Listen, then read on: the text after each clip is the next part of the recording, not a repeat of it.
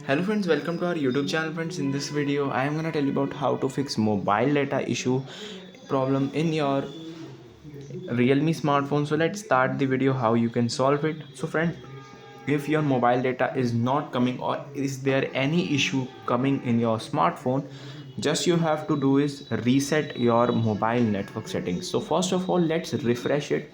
So you can refresh your mobile data through airplane mode.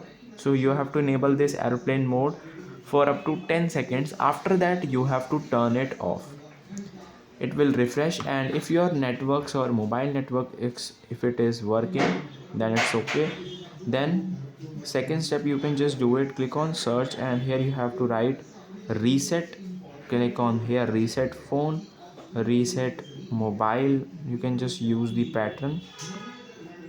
Here it is reset network settings. You can just tap on it, so it will erase, it will reset your mobile network setting and refresh it.